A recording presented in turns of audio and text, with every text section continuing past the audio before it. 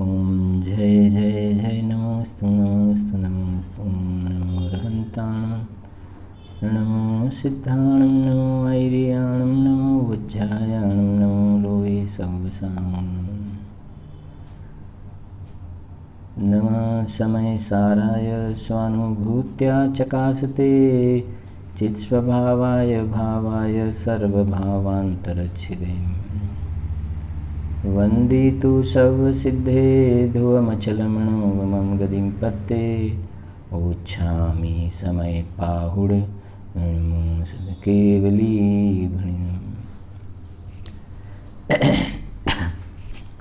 अध्यात्म रसिक कविवर पंडित श्री बनारसी दास जी द्वारा रचित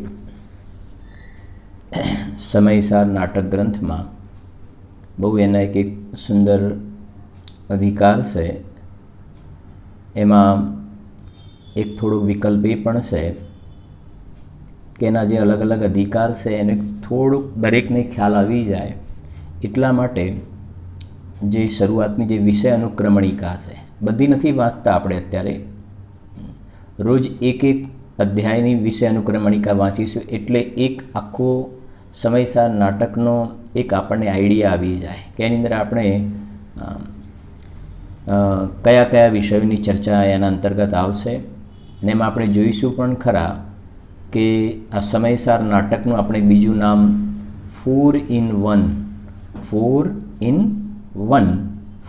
1 एनुं आपणे प्रमाण पण जोईशुं आनी अंदर 4 in 1 एटले समयसार माने कुंदकुंद आचार्य देव, अमरचंद्र आचार्य देव आत्मख्याति टीका, पांडे राजमलजीनी कलश टीका अने आ समयसार नाटक स्वयं पोते एनुं नाम आ 4 in 1 से आ ग्रंथ से बराबर।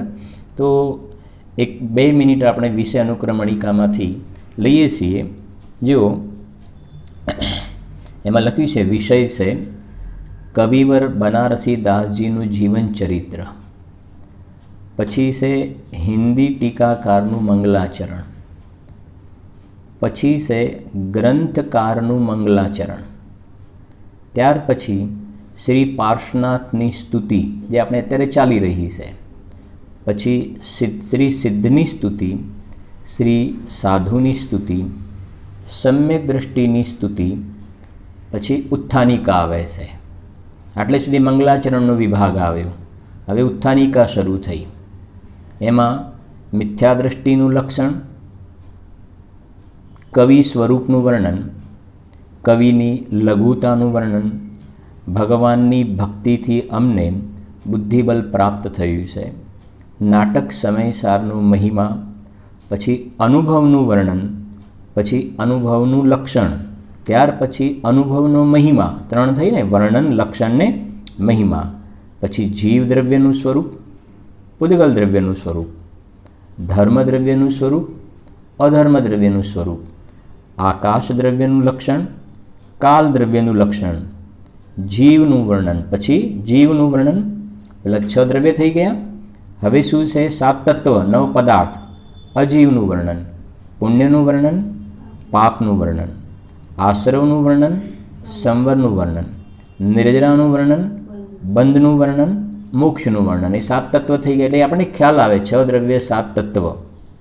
पछी से वस्तुना नाम, पछी शुद्ध जीव द्रव्यना नाम, पछी सामान्य जीव द्रव्यना नाम, पछी आकाशना नाम, कालना नाम, पुण्यना नाम, पापना नाम, मोक्षना नाम, आ बधा अलग अलग एना नाम होय छे। बुद्धिना नाम, विचक्षण पुरुषना नाम, मुनीश्वरना नाम, दर्शनना नाम, ज्ञान अने चारित्रना नाम, सत्यना नाम, झूठना नाम, अने त्यार पछी से नाटक समयसारना 12 अधिकार शरू थाय छे। नाटक समयसारना 12 अधिकार ख्याल आवे ने आटली वस्तु। एटले आ जे मंगलाचरण अने उत्थानिका जे छे ए आने आपणे अत्यारे समजी रह्या छे। पहेली शरूआतनी वात एमां मंगलाचरण चाले छे, पछी उत्थानिका आवशे। हवे आवी जईए आपणे जे आपणुं स्तुतिवाळुं प्रकरण छे एमां पार्श्वनाथ भगवाननी स्तुतिमां पहेलो छंद, बीजा छंदनी आपणे चर्चा करी हती। हवे त्रीजा नंबरना छंदमां पण पहेली 4 लाइननो स्वाध्याय थयो हतो। वांचीए छे आपणे। पेज नंबर छे 4 નંબરનું પેજ છે અને પીડીએફમાં 31 પેજ છે. ગ્રંથમાં 4 નંબર છે. વાંચીએ છીએ જો. જીની કે વચન ઉર ધારત જુગલ નામ ભય ધર નિંદ પદુમાવતી પલક મેં જાકી નામ મહિમા સો કુધાતુ કનક કરે पारस पखान नामी भयो है खलक में जिनकी जन्मपुरी नाम के प्रभाव हम अपनो स्वरूप लख्यो भानु सो भलक में ते प्रभु पारस महारस के दाता अब दिजे मोही साता दग लीला की ललक में. છેલ્લી છે ને બીજી, ચોથી, છઠ્ઠી ને 8મી લાઈન છેલ્લે જુઓ તમે આવું તમને જોવા મળશે. પલક મેં, ખલક મેં, ભલક મેં, લલક મેં મળ્યું ને, બરાબર છે ને. છેલ્લે પહેલી પલક મેં, પછી ખલક મેં, પછી ભલક મેં, પછી લલક મેં. તો 4 લાઈનનો સ્વાધ્યાય થયો હતો. એમાં હવે આગળ કહે છે जिनकी जन्मपुरी नाम के प्रभाव हम अपनो स्वरूप लख्यो भानु सो भलक में. અહીંયા પંડિતજી સાહેબે એમને પોતાને આત્માનો અનુભવ ક્યાં થયો, સમ્યક દર્શનની પ્રાપ્તિ ક્યાં થઈ એની વાત પણ એમને અહીંયા લખી છે. એમનું પોતાનું જન્મસ્થાન જૌનપુર હતું, પરંતુ એમનું નામ જે છે એ બનારસ ઉપરથી એમનું નામ શું થયું? બનારસી દાસ. અને એ બનારસ પાર્શ્વનાથ સ્વામીનું જન્મસ્થાન જે છે, એટલે અહીંયા એમને કહ્યું છે જિનકી જન્મપુરી, જિનકી જન્મ એટલે પાર્શ્વનાથની જન્મપુરી બનારસ નામ કે પ્રભાવ હમ અપનો સ્વરૂપ લખ્યો, અપનો સ્વરૂપ લખ્યો. એટલે અમને જે આત્માનો અનુભવ સ્વાનુભૂતિ થઈ એ પણ બનારસમાં અમને રત્નત્રયની સમ્યક દર્શન જ્ઞાન ચારિત્રની પ્રાપ્તિ થઈ. અપનો સ્વરૂપ લખ્યો ભાનુ સો ભલક મેં. નીચે અર્થ લખ્યો છે ત્યાં તમે જુઓ, ચોથી લીટી છે, ત્રીજી લીટી. જેમની જન્મભૂમિના નામના પ્રભાવથી અમે અમારું આત્મ સ્વરૂપ જોયું છે, જાણે કે સૂર્યની જ્યોતિ જ પ્રગટ થઈ છે.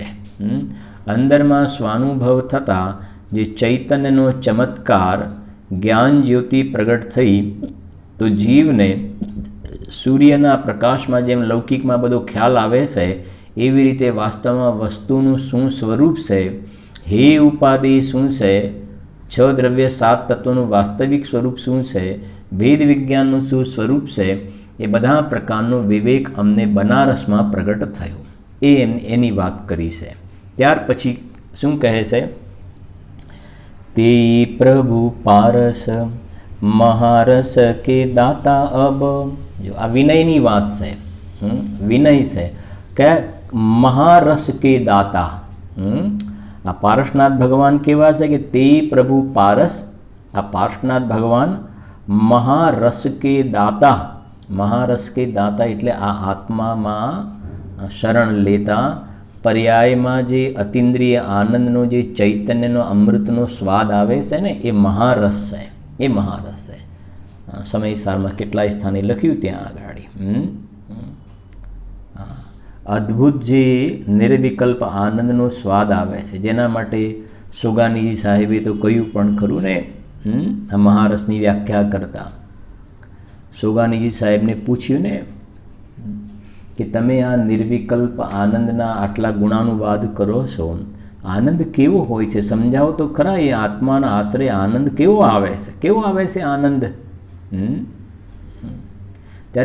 ત્યારે સુગાનીજી સાહેબે કહ્યું કે જુઓ ભાઈ, સમજાવવા માટે મેં કેવી રીતે તમને સમજાવીએ, છતાં પણ જુઓ, શેરડીનો રસ હોય, શેરડીનો રસ, અને કોઈ વ્યક્તિ એક ગ્લાસમાં શેરડીનો રસ ભરેલો છે અને પીવે છે ને, તો ઘટક ઘટક ઘટક ધીમે ધીમે કે ઘૂંટડો પીવે છે ને, આમ શેરડીના રસના કેવા સ્વાદ, આમ એકદમ આહલાદથી અને કે ઘૂંટડા લે છે ને. દ્રષ્ટાંત આપી એમને સમજાવ્યું. કેવા ઘૂંટડા લેશે? બસ એવી રીતે અમે આ આત્માના આશ્રય આજે લખ્યું છે મહારસ ચૈતન્ય રસના ઘૂંટડા અમે પીએ છીએ, કે જે ચૈતન્ય રસના ઘૂંટડાની સામે ઇન્દ્રના ઇન્દ્રાસન, ઇન્દ્રાણીઓના ભોગ અને આ ચક્રવર્તીના જે ભોગ જે છે 6 ખંડનું રાજ અમને કાગડાની વિષ્ટા જેવું લાગે છે. જેના માટે ગુરુદેવ શ્રીએ તો એમ પણ કહેતા હતા વારંવાર કે સમ્યક દર્શન થયા પછી આ બહારનો પુણ્યનો વૈભવ જે છે ને એ જ્ઞાનીઓને કોઈ ગધેડું મરી ગયું હોય, ગધેડું મરી જાય અને એક જગ્યાએ પડેલું હોય, 7 દિવસ પછી એમાંથી જે ગંધ મારે ને, તો જે ગંધ મારે તે બાજુ કોઈ જવાનું પસંદ ન કરે ને, બસ એવી રીતે જ્ઞાનીઓને આ ચક્રવર્તીના પદને ઇન્દ્રના ઇન્દ્રાસન એવી જાતિના લાગે છે, એમને ત્યાં અંદરમાં જવાનું, એ તરફ લક્ષ્ય કરવાનું રંચ માત્ર ગમતું નથી આ આત્માના મહારસની સામે. એટલે એક પંક્તિ છે ને બહુ સરસ લખીને, જબ નિજ આત્મ અનુભવ આવે તબ ઓર કછું ના સુહાવે. આ એ વાત છે, જબ નિજ આત્મ અનુભવ આવે તબ ઓર કછું ના સુહાવે. રસ નિરસ હો જાત તત્ક્ષિણમ અચ્છ વિષય નહીં ભાવે.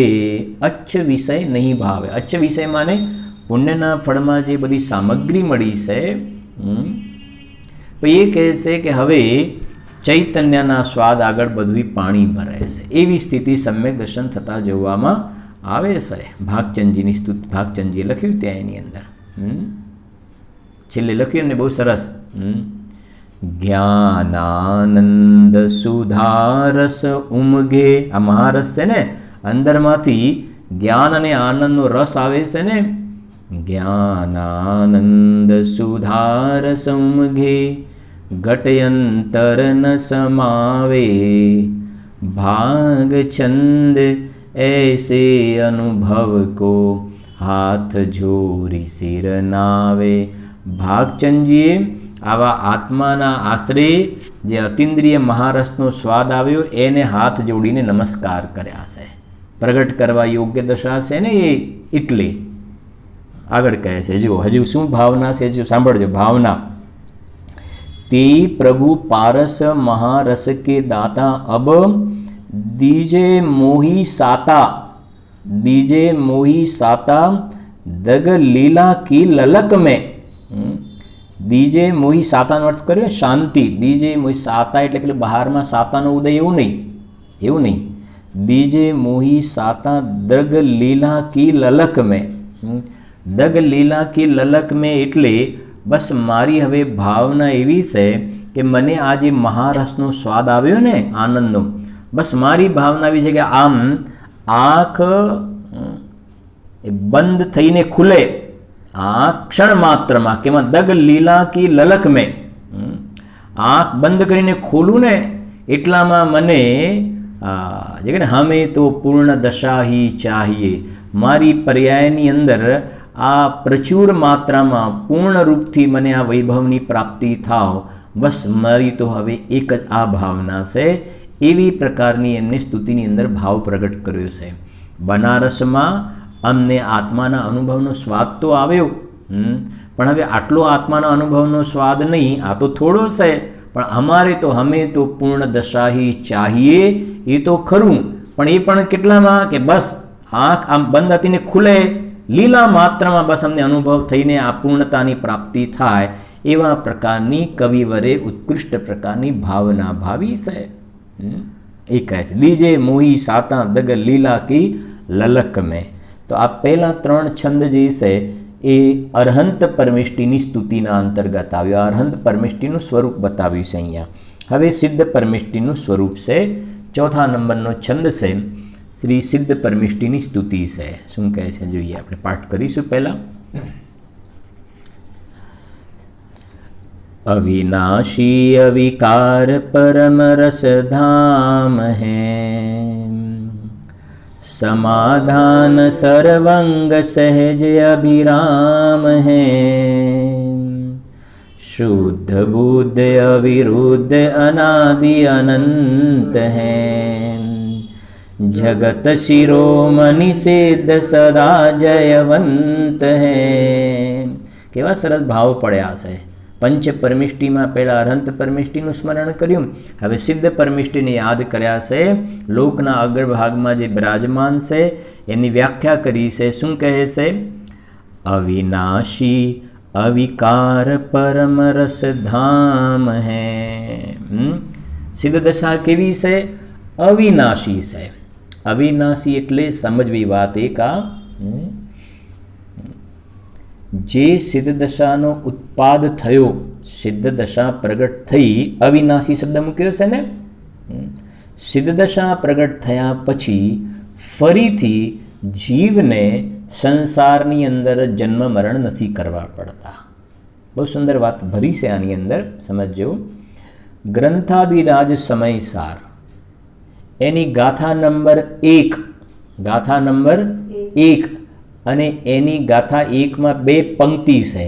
એમાં પંક્તિ નંબર 1 ગાથા 1 એની લાઈન પણ પ્રથમ પંક્તિ, અને પ્રથમ પંક્તિમાં પહેલો શબ્દ, પ્રથમ પંક્તિમાં પહેલો શબ્દ કયો છે?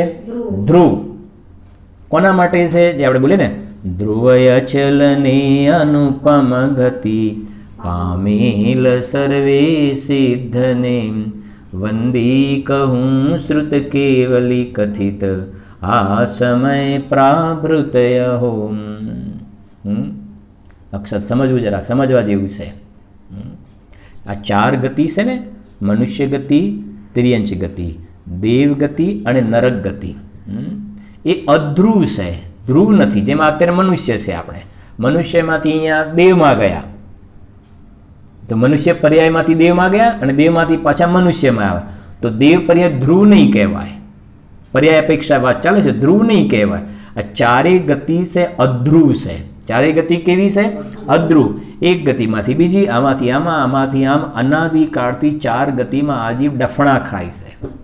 4 ગતિમાં અલગ અલગ પ્રકારના દુઃખો, દુઃખ તો એક જ પ્રકારનું છે, મોહનું, સંયોગની અપેક્ષા અલગ અલગ પ્રકારે કહેવામાં આવે છે। બરાબર છે કે નહીં? વાસ્તવમાં દુઃખ તો મોહ રાગ વિષ્ણુ છે। 4 ગતિની અંદર જીવ અનાદિકાળથી આ પ્રમાણે પરિભ્રમણ કરી રહ્યો છે। હવે જ્યારે આત્માનો પૂર્ણ આશ્રય થતાં સિદ્ધ દશા પ્રગટ થાય છે, તો સિદ્ધ ગતિ, જેને પંચમ ગતિ પણ કહેવાય છે, પેલી ત્રિવર્ગ કહ્યું અને સિદ્ધ ગતિને કહી કે અપવર્ગમાં મૂકી, અપવર્ગની અંદર।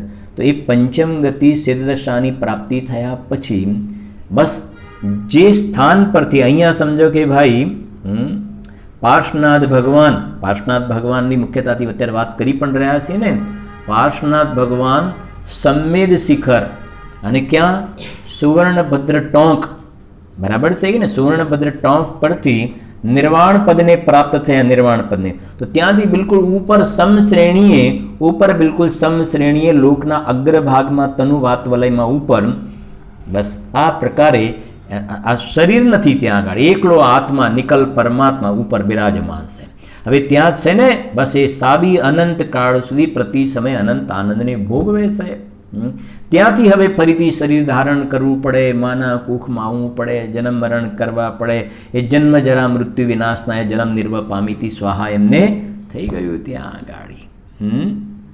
એ કહે છે પૂજ્ય ગુરુદેવ શ્રી એના માટે બહુ જ એક સરસ દ્રષ્ટાંત આપતા હતા, બહુ સારું દ્રષ્ટાંત આપતા, બધાને ખ્યાલ પણ હશે કદાચ, અભ્યાસી જે જૂના છે એમને અક્ષર સાંભળજે કે ચણા હોય ને, ચણા એ ચણા જ્યારે કાચા હોય ને, ચણા કાચા હોય એ વખતે સ્વાદમાં તુરા લાગે, ટેસ્ટ એનો સારો ના લાગે, ચણા કાચા હોય એનો ટેસ્ટમાં સારા ન લાગે। પછી ચણાને જ્યારે શેકવામાં આવે ને ચણાને, તો ચણા શેકેલા ચણા મીઠા લાગે, ટેસ્ટી લાગે, ચણા મીઠા લાગે। પેલા કાચા ચણા કેવા લાગે? તુરા લાગે, અને શેકેલા ચણા કેવા લાગે? મીઠા લાગે, ટેસ્ટી લાગે। બરાબર છે? એક વાત। હવે બીજી વાત, એમાંથી આ કાચા ચણા જે છે ને, જો વાવવામાં આવે ને જમીનમાં, તો એમાંથી ફરીથી ઉગે। પણ શેકેલા ચણા તમે જમીનમાં વાવો તો ઉગે કે ના ઉગે? નહીં ઉગે। બરાબર છે કે નહીં? બસ એવી રીતે મિથ્યા દ્રષ્ટિ અજ્ઞાની જીવો છે ને, એ કાચા ચણા જેવા છે। કાચા ચણા હોય એનો સ્વાદ કેવો હોય? તુરો ફીકો હોય. એમ મિથ્યા દ્રષ્ટિ જીવ છે ને એ કસાયનો તુરો સ્વાદ લેશે, મોહ રાગ દ્વેષનો કસાયેલો સ્વાદ લેશે. કોણ? અજ્ઞાની જીવો, મિથ્યા દ્રષ્ટિ જીવો એનો સ્વાદ લેશે. સમ્યક દર્શન થયા પછી જે થોડું ઘણું હોય છે એને આપણે ગણતરીમાં નથી લેતા. બરાબર છે કે નહીં? મુખ્ય તો દોષ છે મિથ્યાત્વનો છે, મોટો દોષ છે એ તો મિથ્યાત્વાનંતાનુબંધી. તો સમ્યક દર્શન જે મિથ્યા દ્રષ્ટિ જે છે ને એ તો કષાયનો તુરો સ્વાદ લેશે. અને જેમ કાચા ચણાને વાવવામાં આવે તો શું થાય? ઉગે પાછા. એ મિથ્યા દ્રષ્ટિ એક ભાવમાં ઉગ્યો ને પછી બીજો ભાવ ને ત્રીજો ને મનુષ્ય ને દેવ ને વંદા ને ગરુડી ને કાગડા ને કેવા ન જાણે બધા ભાવ કર્યા કરે છે. હવે સામે પેલા ચણા શેકેલા હોય કેવા લાગે? મીઠા લાગે, ટેસ્ટી લાગે. એમ જેને આત્માનો અનુભવ થયો ને એ આત્માનો અનુભવ થયો એને અતિન્દ્રિય આનંદનો સ્વાદ આવે છે. તો સિદ્ધ ભગવાન જે છે અનંત સુખના સ્વામી છે ને, હા, એ અનંત સુખના સ્વામી છે. તો પ્રતિ સમયે અનંત આનંદનો ટેસ્ટ, અતિન્દ્રિય આનંદનો ટેસ્ટી સ્વાદ લઈ રહ્યા છે એકદમ. લઈ રહ્યા. અને બીજી વાત, શેકેલા ચણા ઉગે નહીં. એમ સિદ્ધ દશા થયા પછી ફરીથી એમને સંસારમાં જન્મ મરણ કરવા પડતા નથી. એનું નામ છે અવિનાશી. આ પર્યાયની વાત છે, પર્યાયની. પોતાનો જે દ્રવ્ય સ્વભાવ જે છે જ્ઞાયક ભાવ એ તો અવિનાશી છે જ. આ પર્યાયની વાત છે, પર્યાયની ધ્રુવતાની વાત છે. ભલે આમ એક સમયની હોય વાત અલગ છે, એક સમયની હોય વાત બરાબર છે, પણ પ્રવાહ રૂપથી એ સાદી અનંત કાળ સુધી એ સ્થિતિમાં રહેવાવાળા છે. જેના માટે શ્રીમદજીએ પણ કહ્યું ને, સાદી અનંત અનંત સમાધિ સુખમાં. સાદી અનંત અનંત સમાધિ સુખમાં. પ્રવચન સારમાં એના માટે બહુ જ એક સારા શબ્દનો પ્રયોગ કર્યો. શું પ્રયોગ કર્યો? સાંભળજો. વ્યય વિનાનો ઉત્પાદ અને બીજું ઉત્પાદ વિનાનો વ્યય. શું કહ્યું? વ્યય વિનાનો ઉત્પાદ અને ઉત્પાદ વિનાનો વ્યય. એટલે સમજીએ, અવિનાશીનો અર્થ કરી રહ્યા છે આપણે. વ્યય વિનાનો ઉત્પાદ એટલે જે સિદ્ધ દશાનો ઉત્પાદ થયો, સિદ્ધ દશા ઉત્પન્ન થઈને પ્રગટ થઈ, એનો હવે વ્યય નહીં થાય. હવે મનુષ્ય ત્રિયંચ વગેરેમાં નહીં આવવું પડે. એનું નામ છે વ્યય વિનાનો ઉત્પાદ. જ્યારે આ મનુષ્ય પર્યાય તો આપણી શું થઈ જશે? વ્યય થઈ જશે. પછી દેવમાં ગયા તો દેવની પર્યાય પણ શું થઈ જશે? વ્યય. પણ સિદ્ધ દશા જે પર્યાય પ્રગટ થઈ એ કહે છે વ્યય વિનાનો ઉત્પાદ છે. એ પ્રગટ થયા પછી એનો વ્યય નહીં થાય. અને બીજી તરફથી વાત, ઉત્પાદ વિનાનો વ્યય. ઉત્પાદ વિનાનો વ્યય એટલે શું? જે સંસાર દશાનો વ્યય થયો, મોહ રાગ દ્વેષનો વ્યય થઈ ગયો ને, હવે એ મોહ રાગ દ્વેષનો વ્યય થઈ ગયો, નાશ થઈ ગયો, એનો હવે ભવિષ્યમાં ક્યારેય ઉત્પાદ જોવામાં આવશે નહીં. એટલે સિદ્ધ દશાને વ્યય વિનાનો ઉત્પાદ અને ઉત્પાદ વિનાનો વ્યય, એવી રીતે પણ એને પર્યાય અપેક્ષાએ અહીંયા એમના ગુણાનુવાદ કર્યા છે. ચાર ગતિ કરતાં સિદ્ધ દશા કેવા પ્રકારથી અલગ છે? કેમ કે એમની સ્તુતિ કરીએ છીએ ને, તો સ્તુતિ કરીએ છીએ તો વિશેષતાનું જ્ઞાન તો હોવું જોઈએ ને. આપણે કોની સ્તુતિ કરીએ છીએ શું ખબર? ગુરુદેવજીના પ્રવચનોમાં આવે છે, નમો હરિહંતાણમ નમો સિદ્ધાણમ બોલે તો એને તો ક્યાંક સ્કૂલમાં કે કશેક ભણ્યો, અરહંત નામનો એક રાજા હતો. અરહંત નામનો શું હતો? રાજા.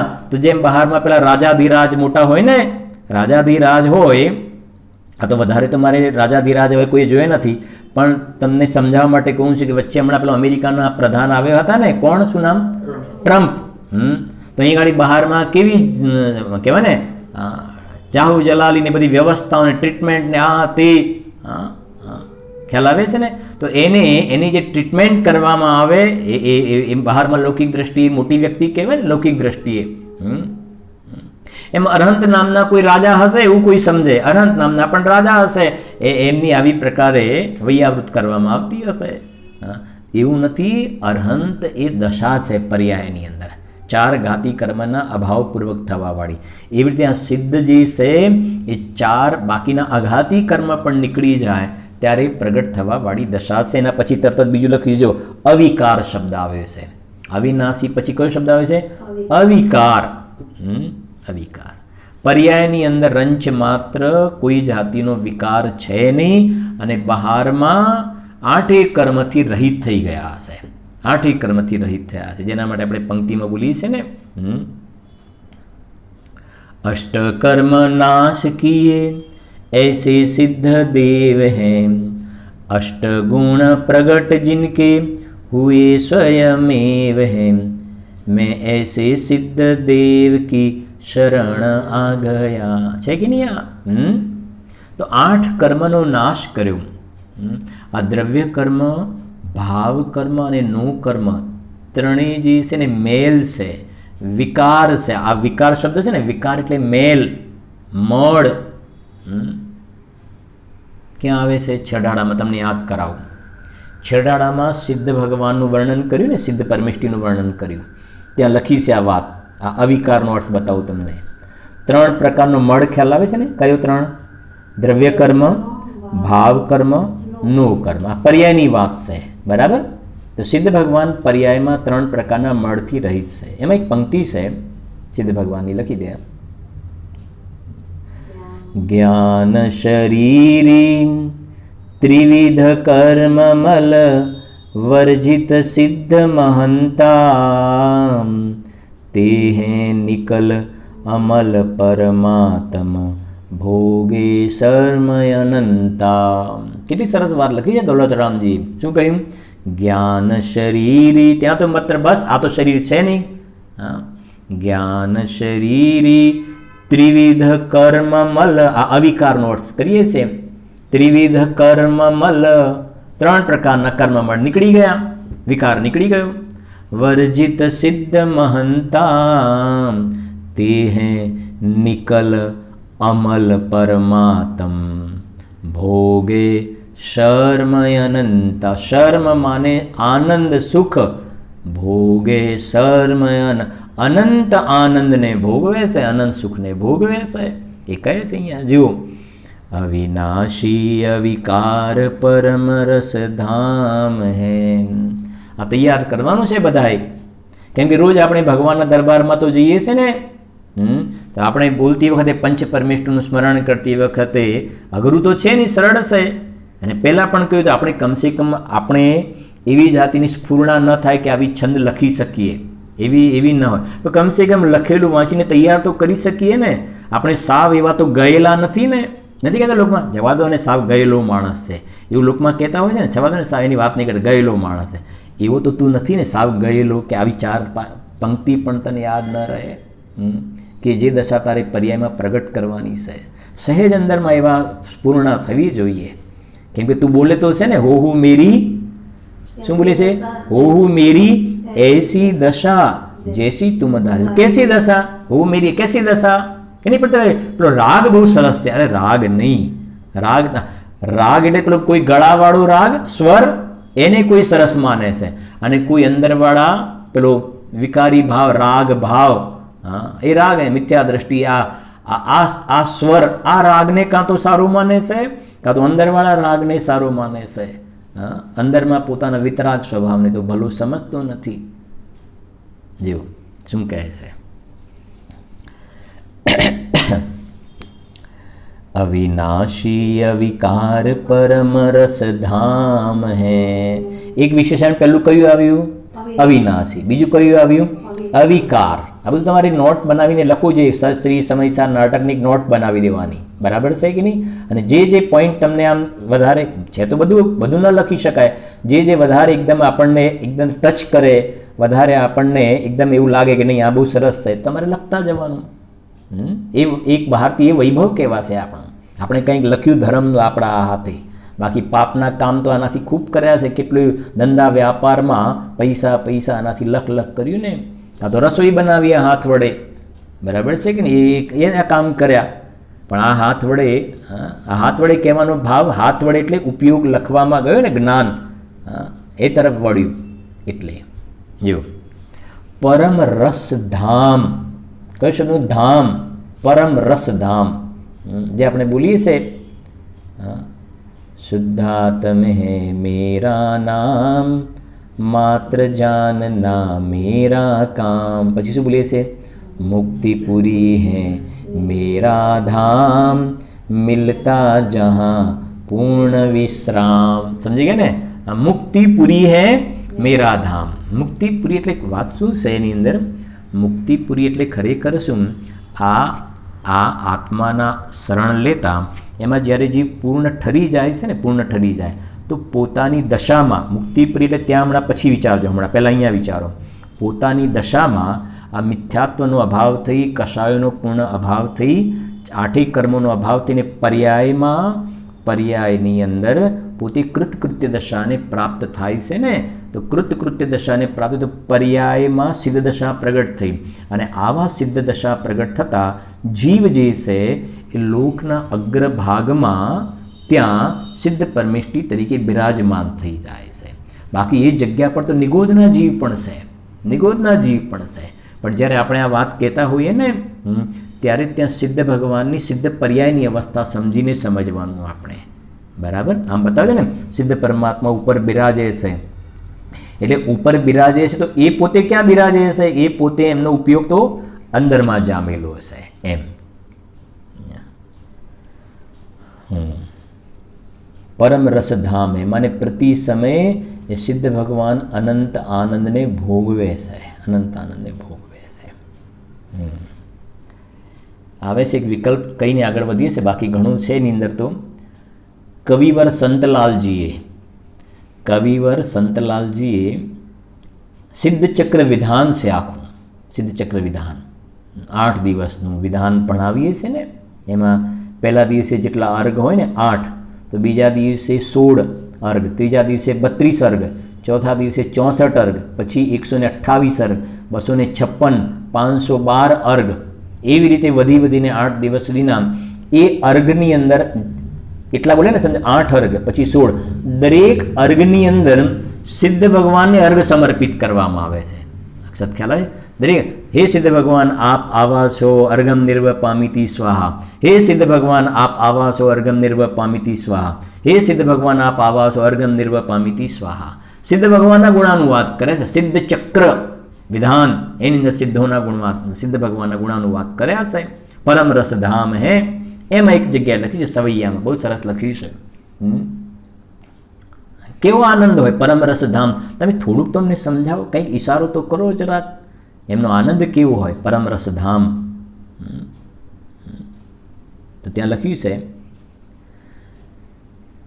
જેતે કछु પુદગલ પરમાણુ શબ્દ રૂપમ हुए हैं अतीत काल आगे होनहार हैं, तिनको अनंत गुण करत अनंत बार, ऐसे महाराशि रूप धरे विस्तार हैं.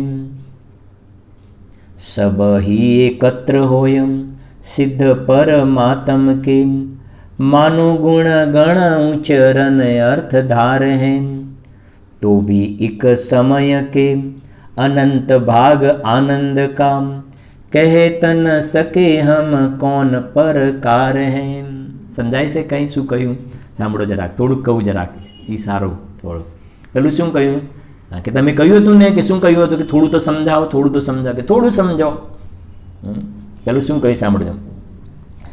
જે તે કछु પુદગલ પરમાણુ શબ્દ રૂપમ हुए हैं अतीत काल आगे होनहार हैं. જેટલા પુદગલના પરમાણુઓ છે ને ભૂતકાળમાં શબ્દરૂપે પરિણમ્યા, અને ભવિષ્યકાળમાં જેટલા પુદગલના પરમાણુઓ શબ્દરૂપે પરિણમન કરશે. તિनको અનંત ગુણ કરત અનંત બાર, એને અનંત ગુણા કરો. કેટલી વખતે? અનંત વખત અનંત ગુણા કરો, મલ્ટીપ્લાય કરતા જાઓ. સિમ્પલ તમને સમજાવું, હું તમને કહું, આ ઘડિયાળનું વર્ણન કરો. જે ઘડિયાળીના ત્યાં જઈએ આપણે આ લેવા માટે, વોટલે માટે, બરાબર છે ને. હવે એનું વર્ણન કરશે ને તો કેટલી વાર કેટલું સમજાવશે? આના જે કેરેક્ટરિસ્ટિક છે, આમ છે, 5, 10, 15 સમજાવશે. 15, 20 તો ઘણા થઈ ગયા ને, એટલા તો ઘણા થઈ ગયા. મોબાઈલ છે ને તો મોબાઈલને પણ સમજાવશે, 8-10 ફેક્ટર સમજાવશે. પછી તો વાત પૂરી થઈ ગઈ ને. જ્યારે હવે આ સિદ્ધ ભગવાનના આનંદનું વર્ણન કરવું છે, પરમ રસધામ, એને સમજાવો તો 10 સેન્ટેન્સમાં પૂરું નહીં થાય. 100માં નહીં, 1000માં નહીં, લાખમાં નહીં, કરોડમાં નહીં. એક સમયના આનંદની વાત કરી રહ્યા છે હજુ તો. તો શું તો કહે છે કે ભૂતકાળમાં જે પરમાણુ શબ્દરૂપે પરિણમ્યા અને ભવિષ્યમાં જે પરિણમશે એને અનંત ગુણા કેટલી વાર કરો? અનંત વાર કરો અને એનું ટોટલ મારો કે આટલું આવ્યું લિસ્ટ. પછી હવે કેવું છે? સબહી એકત્ર હોય, બધા ભેગા થઈને સબહી એકત્ર હોય સિદ્ધ પરમાત્મ કે માનો ગુણ ગણ ઉચ્ચરણ અર્થ ધાર હે.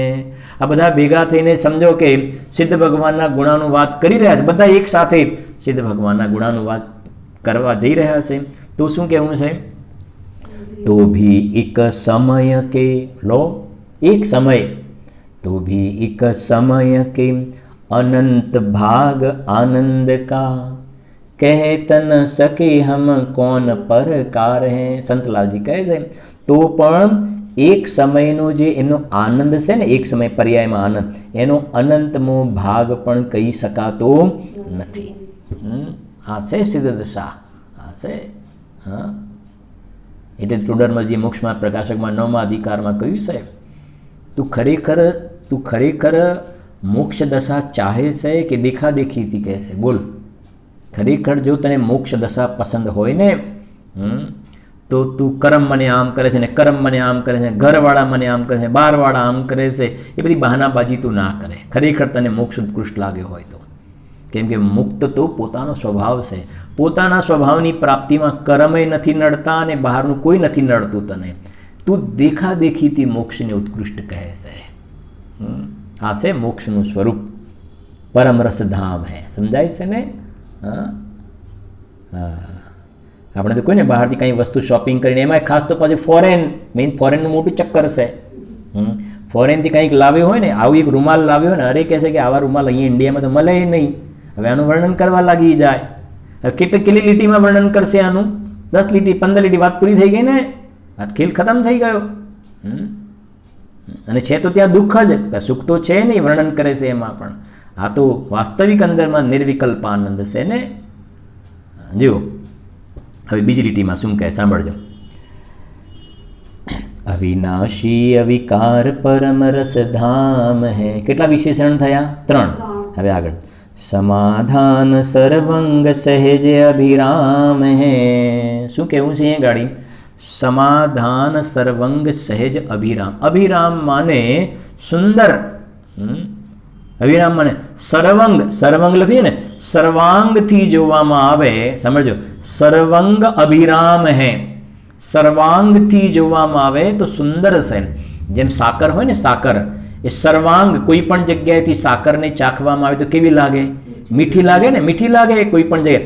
એમ સિદ્ધ ભગવાન જે છે એ સર્વાંગથી સુંદર છે. સુંદર એટલે શરીરની સુંદરતા નહીં હો, શરીર તો છે જ નહીં ત્યાં. શરીર ક્યાં છે ત્યાં?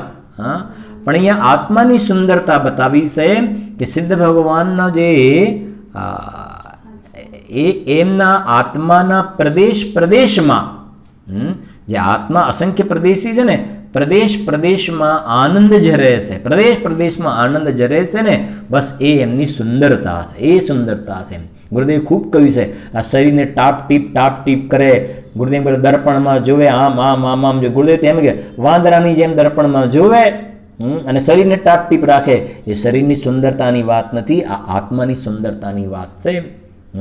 સર્વાંગ સુંદર આત્મા. સર્વાંગ સુંદર આત્મા એટલે પર્યાયની અંદર આનંદ જરે છે. અને લખ્યું સમાધાન સહેજ. સહેજ સમાધાન છે ત્યાં આગળ. સહેજ શાંતિથી. જો નીચે લખ્યું છે અર્થમાં લખ્યું ને, જે નિત્ય અને નિર્વિકાર છે. ઉત્કૃષ્ટ સુખનું શું છે? સ્થાન. જે આપણે જોયું ઉત્કૃષ્ટ સુખનું સ્થાન. સહેજ શાંતિથી સર્વાંગે શું છે? સુંદર છે. પછી નીચેની હવે પંક્તિ આગળ સાંભળો. શુદ્ધ બુદ્ધ અવિરુદ્ધ અનાદિ અનંત હે. શું આવ્યું હવે? આ બીજા વિશેષણો આગળ. બરાબર, 4 થઈ ગયા. હવે 5મું. શુદ્ધ છો આપ કેવા છો? શુદ્ધ છો. નીચે અર્થ કર્યો. શુદ્ધ છો માને નિર્દોષ છો, પવિત્ર છો આપ. નિર્દોષ છો. આ મોહ રાગ દ્વેષ વગેરે કોઈ પણ પ્રકારના દોષો આપણામાં છે. આપ પવિત્રતાથી ભરપૂર છો, શુદ્ધ છો. અને પછી બુદ્ધ છો. બુદ્ધ છો માને આપ અનંત જ્ઞાનના ધારી છો, સર્વજ્ઞ સ્વભાવી છો, સર્વજ્ઞતા આપની પર્યાયમાં પ્રગટ થયેલી છે, આપના જ્ઞાનની અંદર કહ્યું ને જાને એકય કાલ પ્રગટ કેવલી ભગવંતા, એ ત્યાં એમના જ્ઞાનનો મહિમા ગાયો છે, પ્રગટેલા જ્ઞાનનો મહિમા ગાયો છે. આ બધી પ્રગટ દશાનો મહિમા છે. આ પ્રગટ જે આપણે કહે છે ને નમો સિદ્ધાણમ, તો નમો સિદ્ધાણમમાં સિદ્ધ પરમેષ્ઠીને નમસ્કાર કરીએ છીએ કે આ દશા પ્રગટ થયેલી દશાને મારી પર્યાયમાં આ દશા પ્રગટ કરવા માટે હું એમની સ્તુતિ કરું છું. જોઈશું આપણે સમયસાની પહેલી ગાથાનો જે ટીકા વગેરેમાં પણ બહુ સરસ લીટી લખી છે.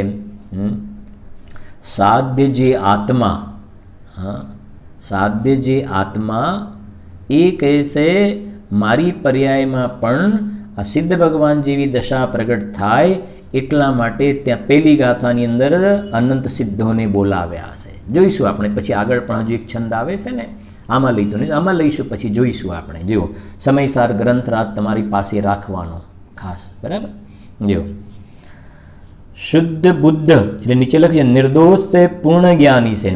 અવિરુદ્ધ, અવિરુદ્ધ એટલે વિરુદ્ધતા, એટલે આ મોહ રાગ દ્વેષના પરિણામ છે ને આત્માના સ્વભાવથી કેવા છે? વિરુદ્ધ છે. તો કહે છે કે વિરુદ્ધ એવા મોહ રાગ દ્વેષના પરિણામ આપનામાં છે નહીં. વિરોધ રહિત છો એટલે રાગ દ્વેષથી આપ રહિત છો. અને પછી શું લખ્યું છે? અનાદિ અનંત હૈ. આને થોડુંક આપણે સમજીશું જરાક. અનાદિ અનંત સમજાય છે ને? અનાદિ અનંત કહ્યા ને સિદ્ધ ભગવાનને, અનાદિ અનંત. તો આ ખાસ સમજવાનું છે. અનાદિ અનંતનો અર્થ, બરાબર, અનાદિ અનંત એટલે ગુરુદેવશ્રી અર્થ કર્યો સમુચ્ચય રૂપે અનાદિ અનંત. શું કહ્યું? ધ્યાનથી સમજજો આ જરાક. સમુચ્ચય રૂપથી અનાદિ અનંત. સમુચ્ચય એટલે શું? કે એક સામાન્ય જેમાં સંસાર છે ને ક્યારથી છે? અનાદિથી છે ને ક્યાં સુધી ચાલશે? અનંતકાળ. એમ સિદ્ધાલયમાં સિદ્ધ પરમેષ્ઠી છે ને એ અનાદિથી છે, અનાદિથી, અને અનંતકાળ સુધી રહેશે. પણ હવે સમજજો, અનાદિથી છે પણ એમાં પર્ટિક્યુલરલી કોઈ જીવ લેવામાં આવે તમને ઘણા પ્રશ્ન પણ થશે, સમાધાન પણ તમને સ્વયં થવું જોઈએ. એમાંથી પર્ટિક્યુલરલી કોઈ જીવ લેવામાં આવે, કોઈ એક જીવની ચર્ચા કરીએ ને એ સમુચ્ચય ના કહેવાય. સમુચ્ચયમાં બધાની કોમન ચર્ચા. તો કોઈ એક જીવની ચર્ચા કરવામાં આવે ને, કોઈ એક સિદ્ધ ભગવાનની ચર્ચા કરે તો એ સિદ્ધ ભગવાન અનાદિથી સિદ્ધ નહીં હોય. એ સિદ્ધ ભગવાન અનાદિથી નહીં. એ સિદ્ધ ભગવાન પહેલાં સંસારી હતા અને પછી આત્માની આરાધના કરીને સિદ્ધ થયા.